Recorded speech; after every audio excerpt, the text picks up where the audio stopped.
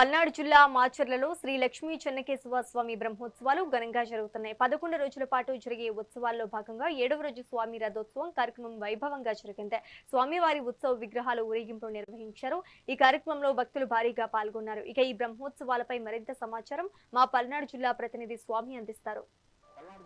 నియోజకవర్గంలో ఇటు చెన్నకేశ్వర స్వామి టెంపుల్ వద్ద అయితే ఉన్నాయి. చెన్నకేశ్వర స్వామి టెంపుల్ సంబంధించి 11 రోజుల పాటు బ్రహ్మోత్సవాలు అయితే జరుగుతాయి. ఈ బ్రహ్మోత్సవాలకు సంబంధించి రోజుకు ఒక అవతారంలో అయితే దేవుడిని అయితే ఇక్కడ కొలుస్తారని కూడా చెప్పుకోవచ్చు. అయితే దశాబ్దాల కాలంగా అయితే ఈ బ్రహ్మోత్సవాలు అయితే నిర్వహిస్తూ ఉంటారు. ఈ బ్రహ్మోత్సవాలకు సంబంధించి ఫస్ట్ రోజు ఏదైతే ఇక్కడ చెన్నకేశ్వర స్వామి టెంపుల్ స్వామి అయితే ఇక్కడ గరుడ ముద్ద అనే దానికైతే మంచి ప్రత్యేకత స్థానం అయితే ఉందని కూడా చెప్పుకోవచ్చు. ఎవరైతే పిల్లలు లేని దంపతులు ఎవరైతే ఉంటారో ఆ దంపతులకు సంబంధించి గరుడ ముద్ద అనే ప్రసాదం అయితే ఇస్తారో ఆ ప్రసాదం తిన్న వ్యక్తులు ఎవరైతే ఆడవాళ్ళకి ఇస్తారో ఆడవాళ్ళు తిన్న తర్వాత వాళ్ళకి పిల్లలు అయితే కలుగుతారని చెప్పి ఇక్కడ నమ్మకం అయితే ఉందని కూడా చెప్పుకోవచ్చు. అయితే ముఖ్యంగా మనం చూసుకున్నట్టయితే ఇవాళ రథోత్సవ కార్యక్రమం అయితే నిర్వహించారని కూడా చెప్పుకోవచ్చు. ఈ రథోత్సవానికి సంబంధించి కూడా ఉమ్మడి గుంటూరు జిల్లా వ్యాప్తంగా కూడా భక్తులు వేలాదిగా తరలి వస్తారని కూడా చెప్పుకోవచ్చు. సుమారుగా 50,000 నుంచి 60,000 మంది భక్తులు కూడా ఇక్కడ రథోత్సవ కార్యక్రమానికి వస్తూ ఉంటారని కూడా చెప్పుకోవచ్చు.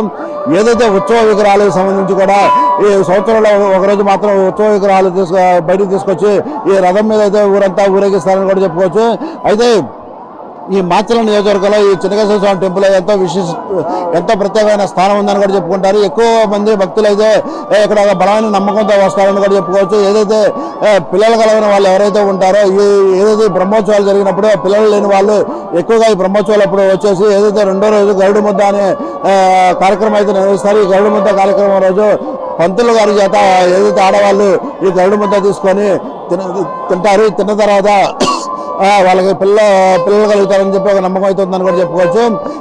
మొత్తం 11 రోజుల పాటు ఈ బ్రహ్మోత్సవ కార్యక్రమాలు అయితే నిర్వహిస్తారు. ఈ బ్రహ్మోత్సవాలకి కుల మతాలకు అతీతంగా కూడా చుట్టుపక్కల నుంచి కాకుండా జిల్లా వ్యాప్తంగా కూడా భక్తులు అయితే వస్తూ ఉంటారు. ఏదైతే రథోత్సవ కార్యక్రమం ఉందో ఈ రథోత్సవానికి సంబంధించి కూడా భక్తులు వేలాదిగా తరలి వస్తూ ఉంటారు.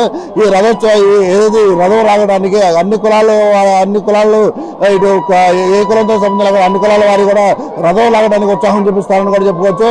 దాంతోపాటుగా చూసుకున్నట్టయితే ఒక 10 నిమిషాల క్రితం అయితే ఇక్కడ రథోత్సవ కార్యక్రమం అయితే మొదలైందని కూడా చెప్పుకోవచ్చు. మనం వెనకవైపు చూస్తూ ఉన్నాము.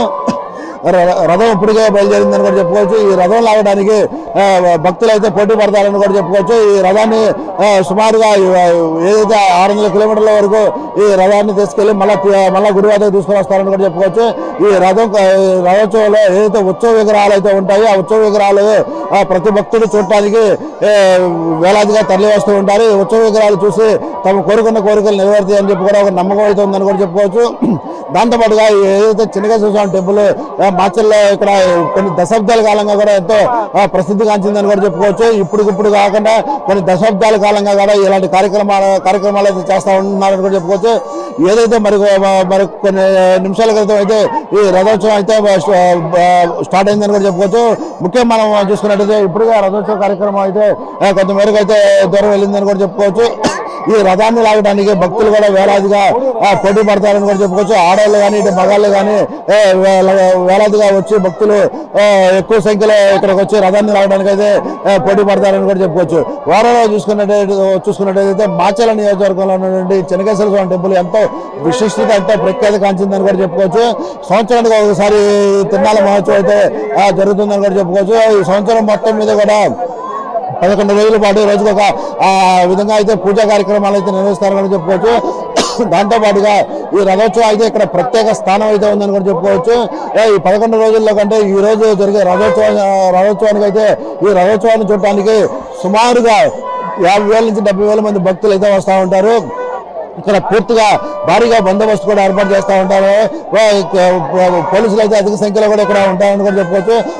పోలీసులు అయితే ఈ రథాన్ని లాగడానికి కూడా ఎక్కువగా ఇష్టపడతారని కూడా చెప్పుకోవచ్చు. ఈ రథాన్ని లాగి తమ కోరికలు నెరవేర్తాయని ఒక నమ్మకం కూడా ఉందని కూడా చెప్పుకోవచ్చు.